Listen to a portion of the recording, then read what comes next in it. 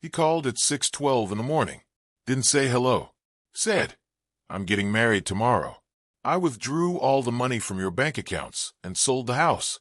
Bye." And then the line went dead. I stood there holding the phone, like it might still be warm from his hand, even though he was 40 miles away.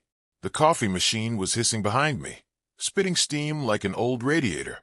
Outside the kitchen window, the sky was that pale gray-blue color you get before the sun fully commits. I didn't move, didn't curse, just listened to the silence settle back into the room. You'd think a man would panic hearing that. Maybe start dialing the bank. Maybe drive straight to his son's apartment and pound on the door. I laughed. Not big, not wild, just a short breath through my nose. Because my son, Brian Bannett, had always believed he was faster than consequences.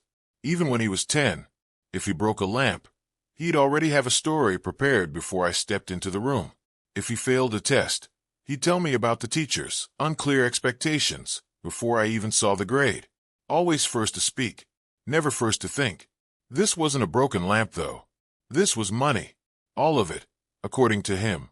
I poured my coffee anyway. Black. Same chipped mug with the faded Henderson Hardware logo.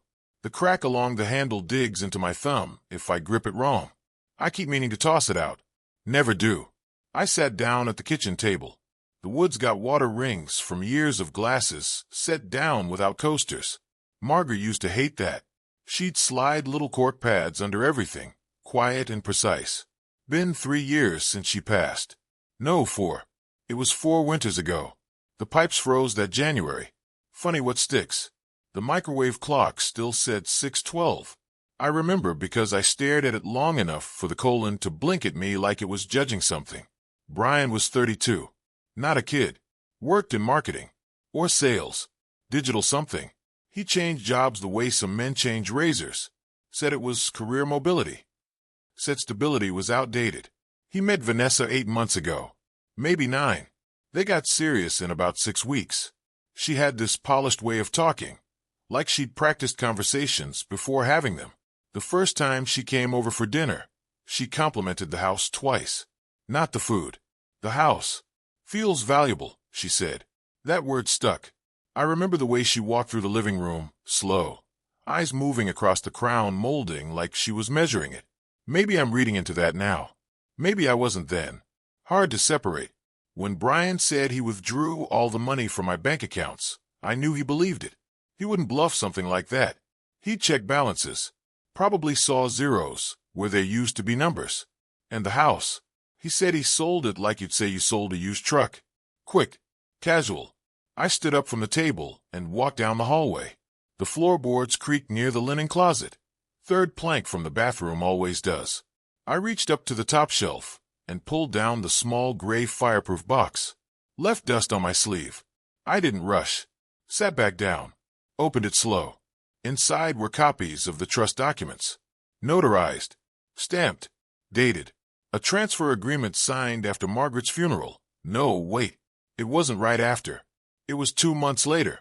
I remember because Pastor Lewis had just brought over that peach cobbler, and I still hadn't returned his dish. Doesn't matter. Point is, I handled things carefully after she passed. Brian thought he'd emptied my accounts. Thought he'd sold a house that had my name on mailbox. He didn't know the accounts he saw were operating accounts. And he definitely didn't know the house wasn't legally mine to sell. The deed had been transferred years ago. And not to him. I didn't call him back. Not that morning. I rinsed the mug. Left it in the drying rack. The faucet dripped twice after I shut it off, like it was thinking about a third drop and decided against it. Outside, Mrs. Caldwell was already walking her golden retriever past the mailbox. Same route every day at 6:40. Dog always stops at my hedge. Routine helps a man breathe. This house had its own rhythm long before Brian decided to outpace it. The hallway smelled faintly of cedar from the closet blocks Margaret used to buy in bulk. The living room carpet still had a slight dip near the recliner, where she'd sit every evening and knit. If you stepped there barefoot, you could feel the difference. 42 years we were married. No, 41. We would have hit 42 that fall. I still count it sometimes as if she made it there with me. Old habits. The house wasn't flashy. Brick exterior. 2 stories. White shutters I repainted myself about 6 summers ago. Might have been 7. I spilled the second coat on the driveway and spent half a day scrubbing it before it dried permanent. Brian grew up here. Learned to ride a bike on this street. Broke his wrist jumping off the garage roof because Tommy Hargrove dared him. I can still see him sitting on the tailgate of my truck, trying not to cry, while Dr. Patel wrapped the cast in blue fiberglass. He always wanted to prove something, even when no one was asking. After Margaret passed, the house felt larger. Not emptier exactly, just louder in certain corners. The refrigerator hum carried farther at night. The wind against the siding sounded sharper. I kept the porch light on longer than necessary. Didn't like full dark. That's when I met with Carl Whitmore. Carl's been our attorney since Brian was in middle school. Thick glasses. Slow speaker. Smells faintly of peppermint lozenges. I sat in his office 3 weeks after the funeral. No, it was closer to 5 weeks. I remember because the sympathy cards had just stopped arriving. I told him I didn't want Brian inheriting a burden. That's the word I used. He thought I meant debt. I didn't. I meant responsibility before he understood it. So we created the Bannett Family Trust. Simple structure. Clean. The house transferred into it. The primary account shifted too, except for a smaller visible checking account that stayed under my name. Carl asked me twice if I was sure. I was. At least I thought I was. You ever make a decision that feels protective at the time and wonder later if it was controlling? I've turned that question over more than once. Maybe you have too. When does guidance become doubt in your own child? Brian didn't know the details. I never hid the existence of the trust, but I didn't spell it out either. Margaret had suggested we tell him eventually. I kept postponing that talk. There was always another month. Then another year. He moved out at 24. Bounced between apartments in Raleigh and Durham. Started a small marketing consultancy with a friend named Darius King. That lasted 8 months. Then a tech startup. Then freelance contracts.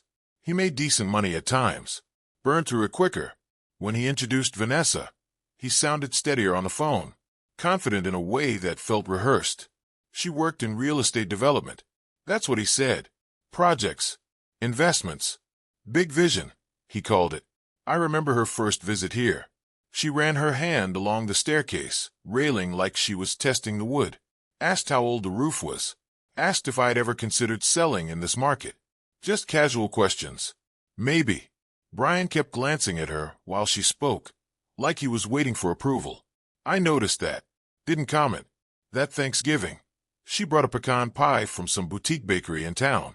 Cost more than my entire grocery bill for the week, I'm guessing. Tasted fine. Too sweet. I didn't dislike her, but I didn't relax either.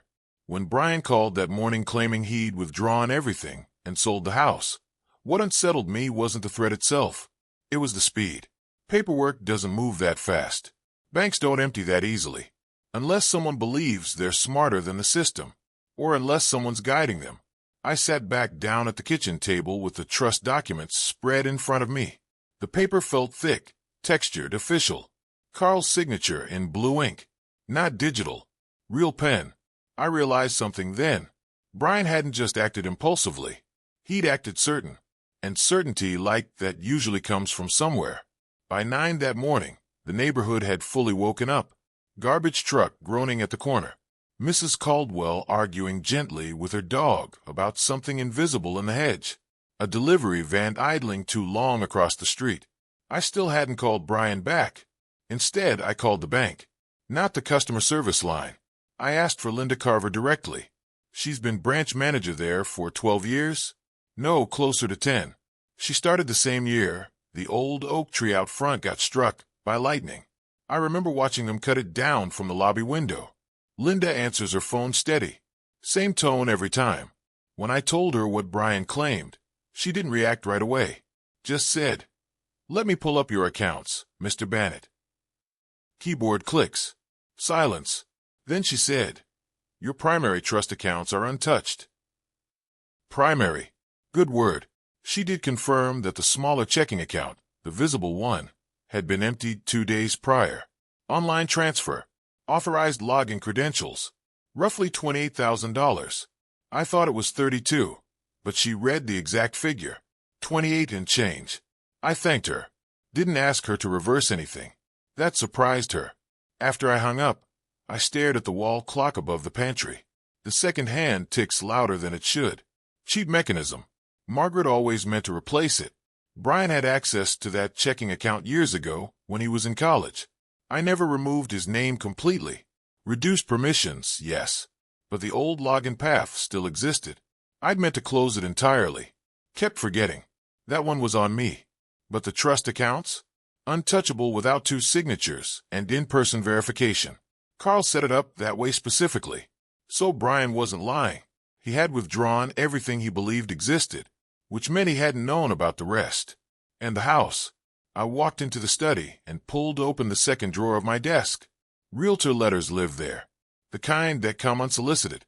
We have buyers ready. Top dollar in this market. I keep them stacked out of habit. One envelope caught my eye. Different paper. Thicker. Opened it. It was from Evan Doyle, local realtor.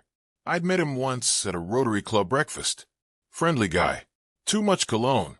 The letter referenced a recent inquiry about my property and stated that listing paperwork had been drafted pending final owner confirmation. Recent inquiry. My property.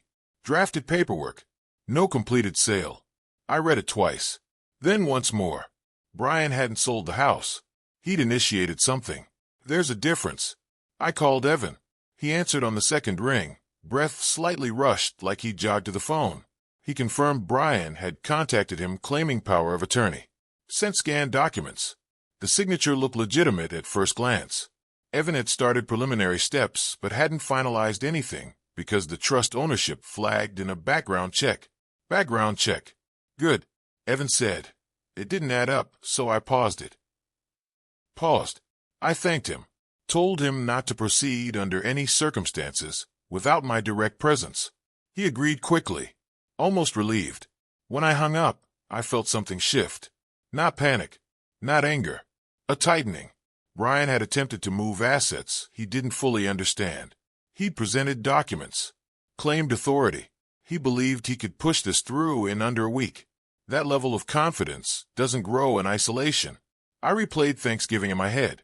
Vanessa's questions about market timing, her comment about equity leverage, the way she asked if I'd ever considered unlocking dormant capital.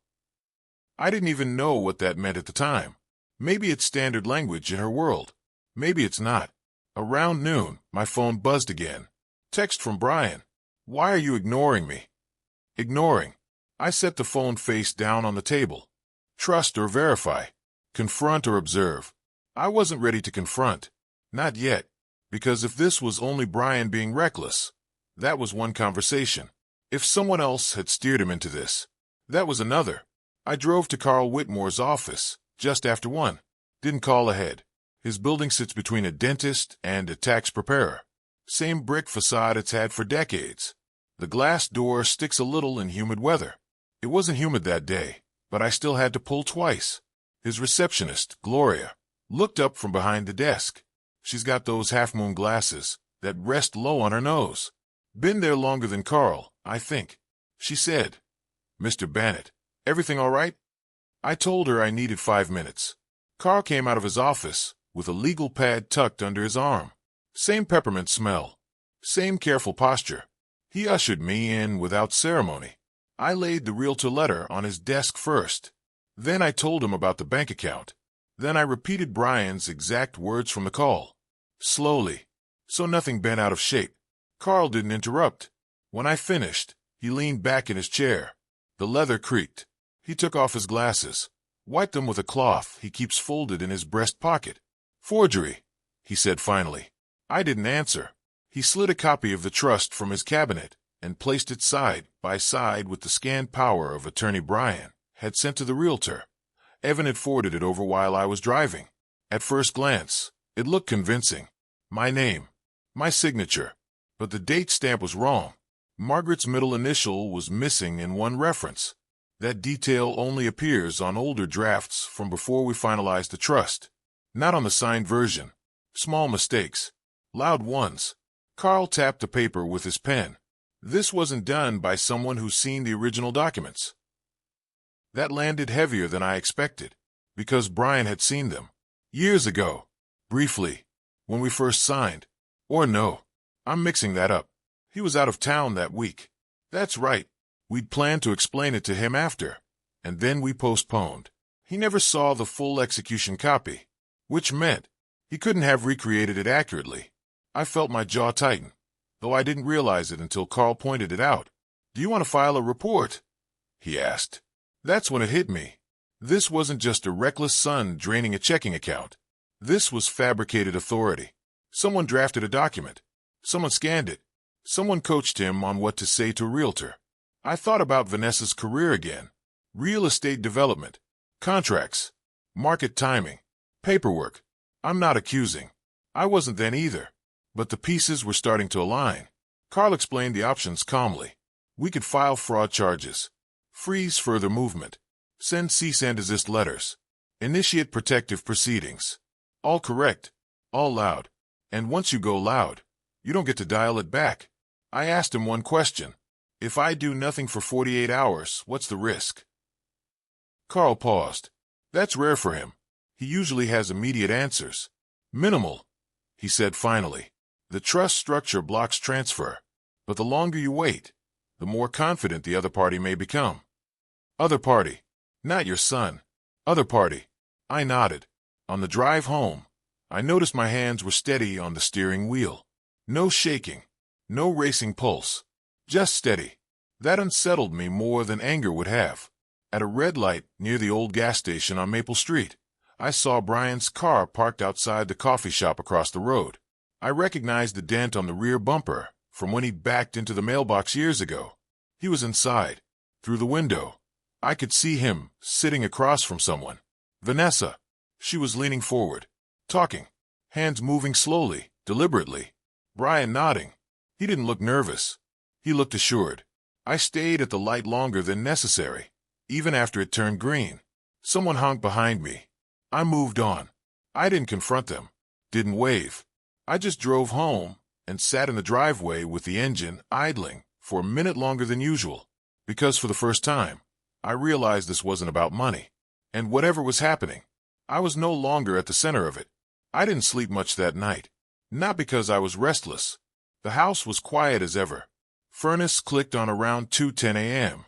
It always does when the temperature dips below 40. Pipes ticked inside the walls. Same sounds. What kept me awake was the clarity. By morning, I'd made a decision. Not loud. Not dramatic. Just precise. I called Carl at 8:03. Asked him to prepare 2 documents. First, a formal notice revoking any previous limited access Brian ever had to residual accounts.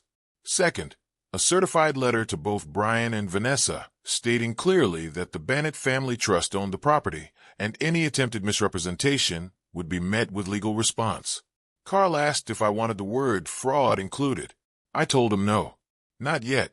He paused, longer than usual, and said, "Understood." After that, I drove to see Linda Carver at the bank in person.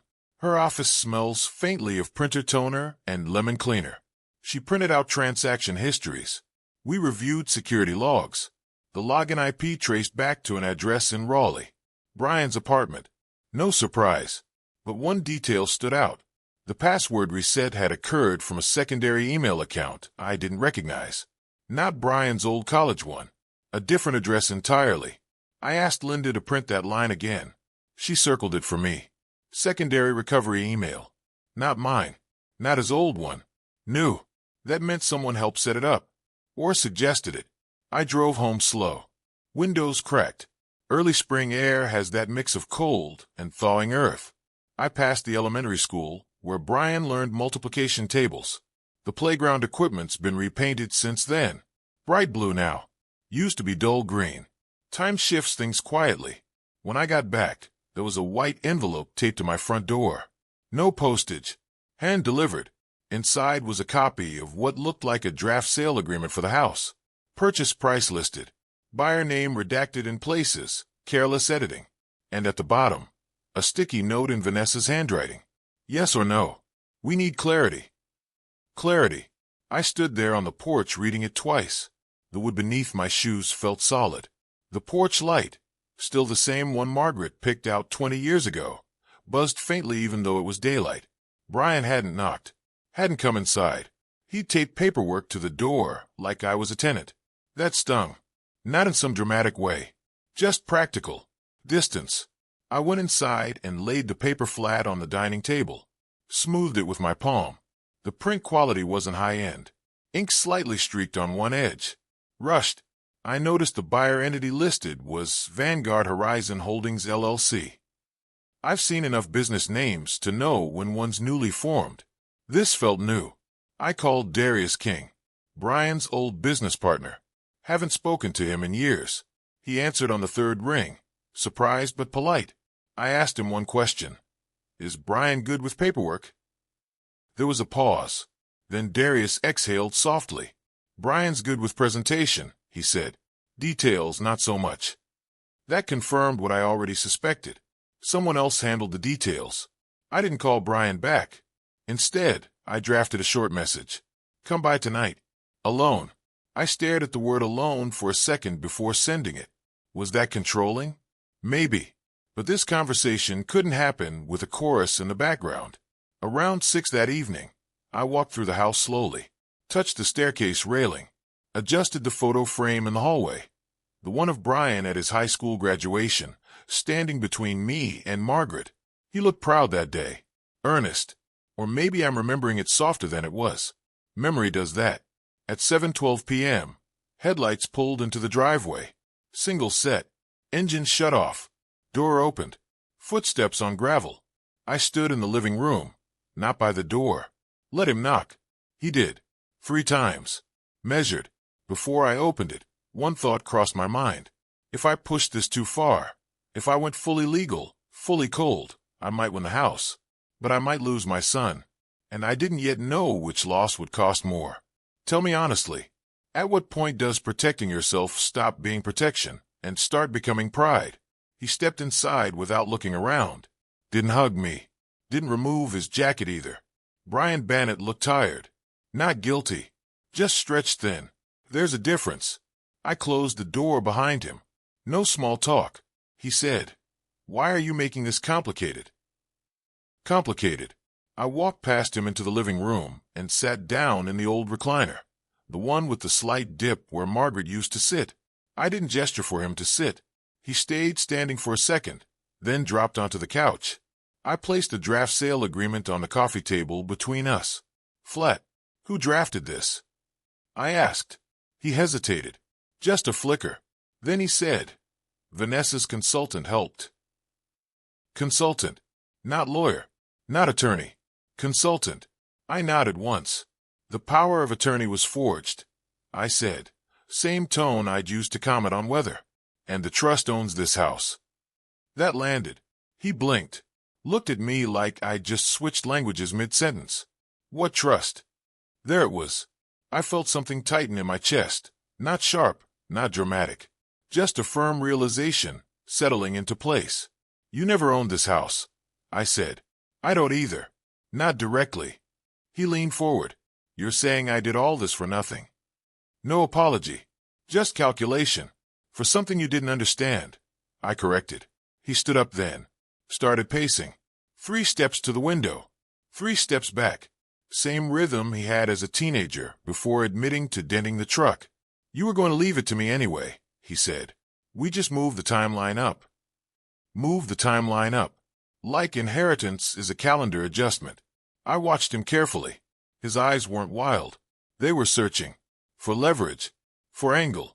Midway through his pacing, I wondered briefly if I was being too rigid. Maybe he genuinely believed he was accelerating opportunity. Maybe in his mind this was strategic, not theft. But then I remembered the forged document, and the secondary email reset, and the sticky note on my door. No, this wasn't impatience. This was orchestration. I spoke to Carl, I said. He froze at that. Just slightly. And the bank. Silence thickened. You could hear the refrigerator hum from the kitchen. He ran a hand through his hair. Vanessa said this was clean. There it was. Not I thought. Vanessa said. I didn't raise my voice. Is she here? I asked. No. Did she know about the trust? He hesitated again. I didn't tell her everything. Everything. So she didn't know. which meant she built a plan on partial information, or she assumed the rest. Either way, it wasn't careful. Brian stopped pacing and looked at me like he was waiting for the explosion, for the threat, for the lecture. I didn't give him one. Instead, I reached into the side drawer of the end table and placed a certified letter from Carl on the coffee table. If this continues, I said evenly, it becomes criminal. The word sat there. Criminal. He swallowed. For a second, just a second, I saw the 10-year-old version of him, the one on the tailgate with the broken wrist, trying not to cry. Then it was gone. You'd press charges against your own son? He asked. Good question. I paused. Not for effect. I genuinely waited. Would I? If the paperwork had gone through. If the house had transferred. If money had moved beyond reach. I don't know. And I told him that. I don't want to. I said. But I will protect what your mother and I built. There's a difference between punishment and boundary. He looked down at the papers again. Jaw tight. This was supposed to fund the wedding, he muttered. Ah, so that was the urgency. Tomorrow. He said tomorrow. I almost asked how you planned a wedding funded by assets you don't legally own in under 48 hours. But I didn't. That wasn't the point. Mid-conversation, a thought crossed my mind, quiet but sharp. Am I going too far by freezing him out like this? Should I have told him about the trust years ago? Did secrecy create this? Maybe. But forged documents aren't born from ignorance alone. They come from entitlement. Brian picked up the certified letter, hands shaking slightly now. What do you want? He asked. Simple question. I answered just as simple. The truth. No speeches. No threats. Just that. And the room felt smaller after I said it. He didn't answer right away. Stood there holding the letter like it weighed more than paper should. The porch light outside flicked on automatically. Must have crossed into evening without me noticing. The living room shifted into that dim amber glow Margaret always preferred. Brian finally sat back down. Slow this time. She said the market's peaking. He started, not looking at me. Said if we leverage the equity now, we could roll it into a development project. Quick turnaround. Double it. Development project. I didn't interrupt. She's been talking to investors, he continued. Said once we were married, things would move faster. Once we were married. So the wedding wasn't just ceremony. It was positioning. I leaned back in the recliner. The spring under the left armrest pressed into my elbow. Been meaning to fix that for years. Never did. Did she ask you to forge it? I asked. He flinched at the word. No. He stopped. Rubbed his forehead. She said we needed authority to negotiate. That you'd understand later. Understand later. That phrase stayed with me. I studied his face. There were dark circles under his eyes I hadn't noticed before. He looked less certain now. Less polished. She already put down deposits, he said quietly. Venue. Caterer. Photographer. All based on projected liquidity.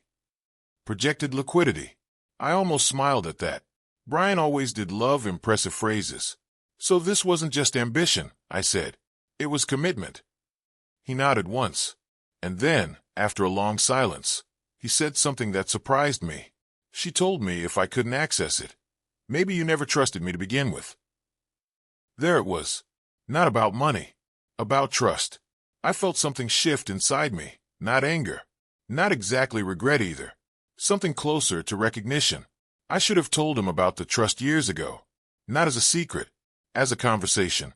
Maybe he wouldn't have filled the silence with assumptions. But assumptions don't justify fabrication. I stood up and walked to the window. Looked out at the driveway. His car still there. No second set of headlights waiting. She doesn't know about the trust? I asked again. He shook his head. So her plan was built on incomplete information. Or she gambled. Either way, tomorrow's wedding had been constructed on something fragile. I'm not filing charges, I said finally. His shoulders dropped just slightly. But the wedding won't happen tomorrow. He looked up sharply. What? You can't build a marriage on leverage you don't own. He stood again. Not pacing this time. Just still. She'll leave, he said. Maybe. Maybe not. I turned back toward him. If she leaves because you don't have immediate access to my assets, I said carefully, then that tells you something. He didn't respond. Silence stretched. Long enough for the refrigerator motor to kick off. Midway through that silence, I asked myself something I hadn't before.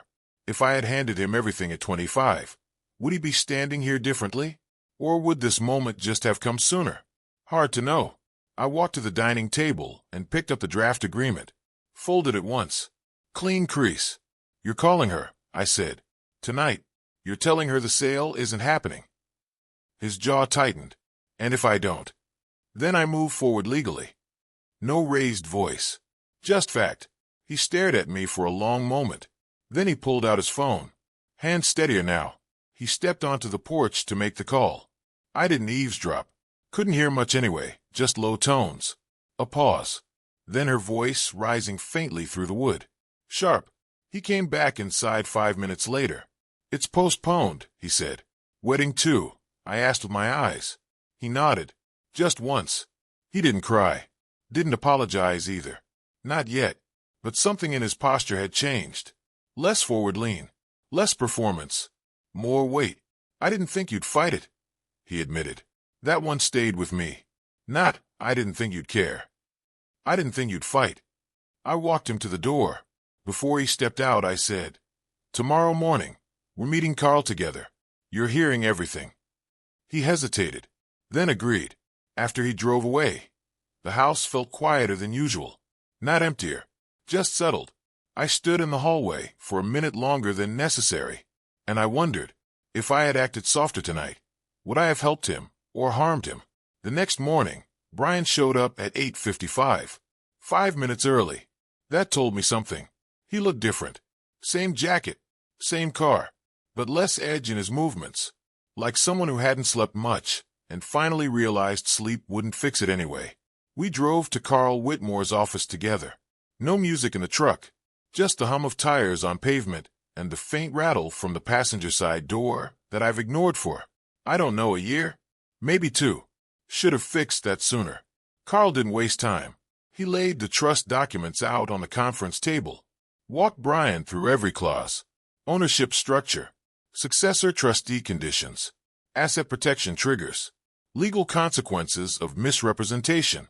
No emotion in his voice, just structure. Brian asked 2 questions, real ones, not defensive, about why I'd set it up that way, about why I hadn't told him. Carl answered the legal side.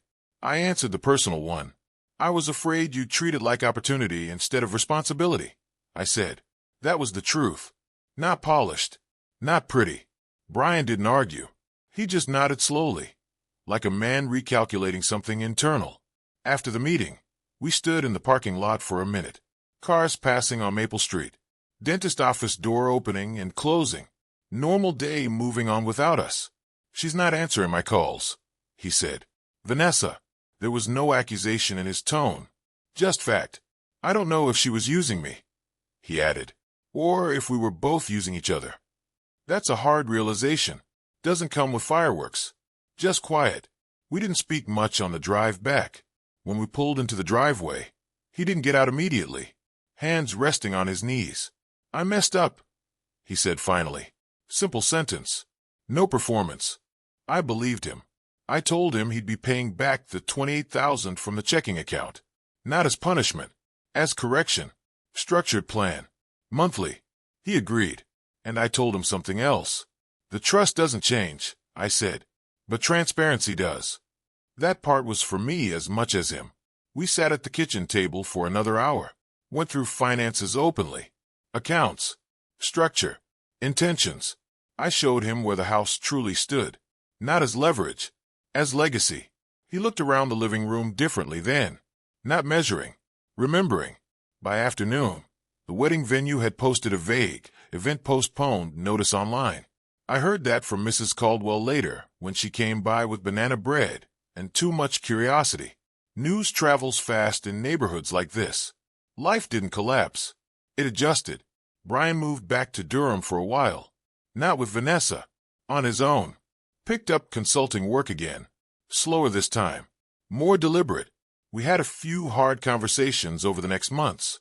Some quiet ones too. I told him things I should have said years earlier. About fear. About stewardship. About why inheritance isn't a lottery ticket. He listened. Not perfectly, but differently. I've asked myself more than once, if I could go back, would I tell him about the trust sooner? Yes, I would. Secrecy leaves room for imagination, and imagination fills gaps with whatever narrative feels convenient. But I wouldn't remove the boundary. Not that, because love without boundary turns into indulgence, and indulgence doesn't build men. So here's what I'll leave you with.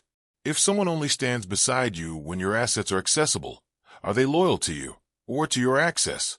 So that's my story, folks. If it resonated with you, go ahead and hit that like button, subscribe to the channel, and tell me in the comments where you're listening from. I want to know how far Uncle Mickle's voice travels. Self-respect sometimes sounds quiet, but it stands firm.